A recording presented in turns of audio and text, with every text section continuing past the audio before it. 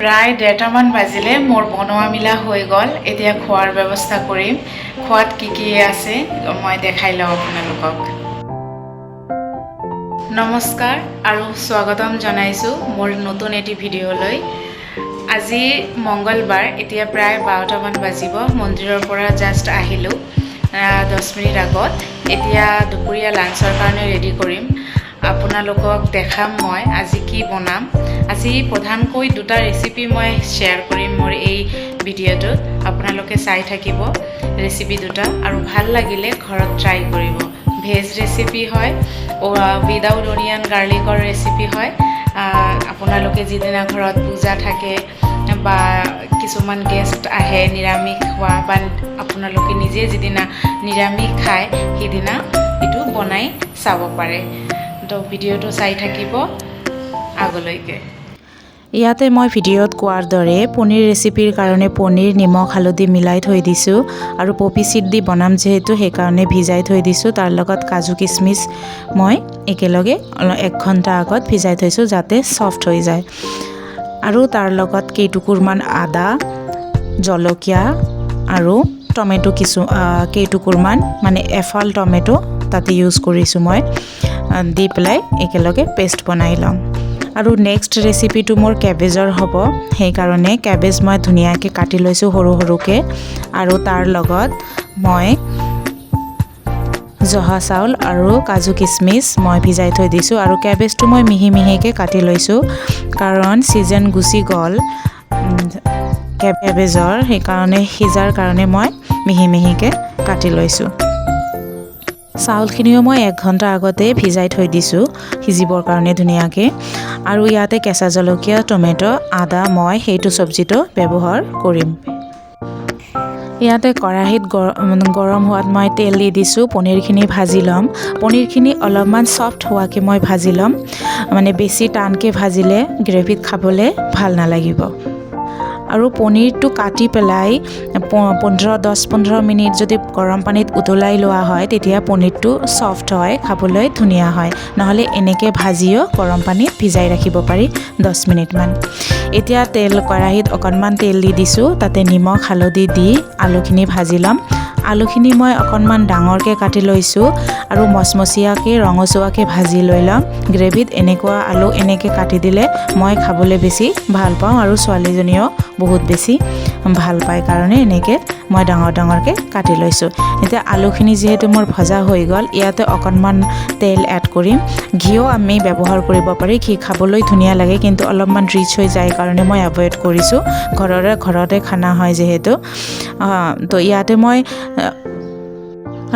মই ফোড়নৰ কাৰণে তেজপাত, কেঁচা জলকীয়া 2 টুকুৰমান 3 টুকুৰমান আৰু জিৰা দি দিছোঁ, আৰু তাতে মই মছলাখিনি যিখিনি পেষ্ট কৰিছিলোঁ আপোনালোকক দেখালোঁ সেইখিনি এড কৰিছোঁ।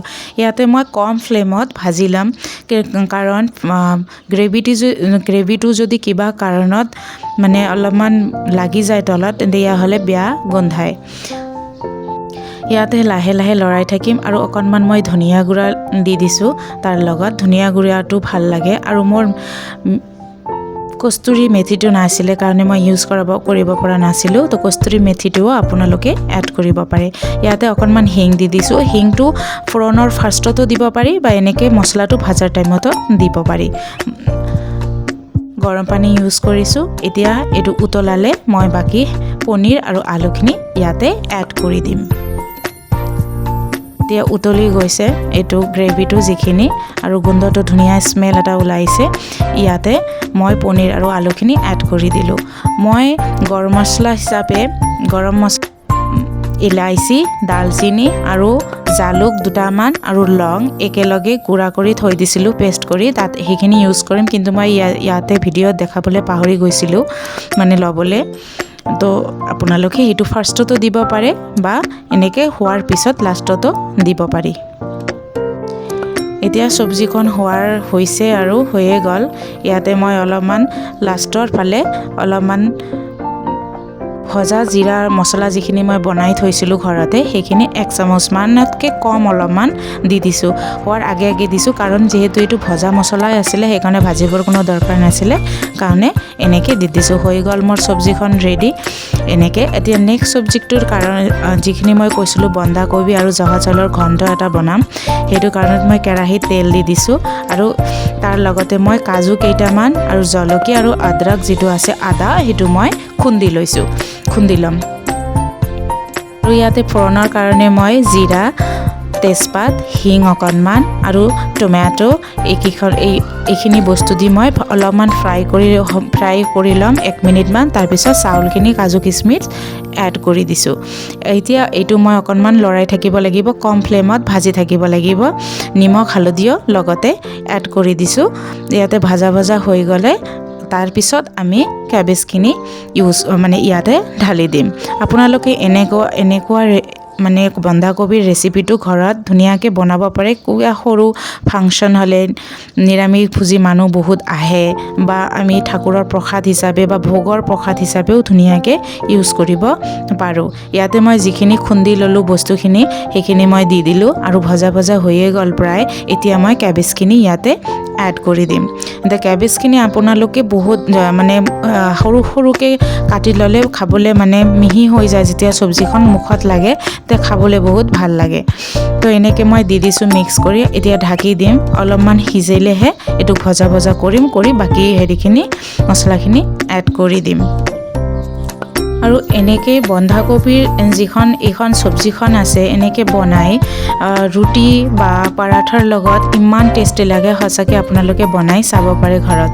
আৰু ইয়াতে মই ঘি এড কৰিছোঁ ঘি এডটো আমি ফাৰ্ষ্টতো আপোনালোকে ফোড়নৰ টাইমত কৰিব পাৰে বা লাষ্টতো এনেকৈ কৰিব পাৰে ইয়াতে মই জিৰা গুড়ি আৰু ধনিয়া গুড়ি অকণমানকৈ মই ইয়াত এড কৰিছোঁ আৰু মিঠা আৰু নিৰামিষ চব্জিৰ এটা চিক্ৰেট হৈছে মিঠা হয় অকণমান মিঠা দিলে ভাল হয় তো চুগাৰৰ কাৰণে কোনোবাই মিঠা ইউজ কৰিবলৈ চেনি ইউজ কৰিবলৈ টান পালে আপোনালোকে তাল মিশ্ৰি বা গুড়টো অকণমান এড কৰি দিব পাৰে ইয়াতে মছলাখিনি হৈ গ'ল মোৰ ভাজাও হৈ গৈছে ইয়াতে মই গৰম মছলাখিনি খুন্দি ল'ম ধুনীয়াকৈ আৰু দি দিম আৰু আপোনালোকে যদি ঘিৰ স্মেল কোনোবাই মানে বেয়া পায় যেনেকৈ মই ইমান এটা বেছি ভাল নাপাওঁ তো ফাৰ্ষ্টতে ফোড়নৰ টাইমত দিলে খাবলৈ ভাল হয় মানে গোন্ধটো নাথাকে আৰু যিবিলাক মানুহে ঘি অলপমান বেছি ভাল পায় সিহঁতে লাষ্টতো 2 চামুচ ঘি দি নমাব পাৰে খাবলৈ স্মেলটোও ধুনীয়া আহে আৰু খাবলৈ বহুত চফ্ট হয় আৰু ইয়াতে মই হৈ গৈছে চব্জিখন আৰু এইটো যে পনীৰৰ গ্ৰেভিটো বনাইছিলোঁ চাওক কিমান ধুনীয়া হৈছে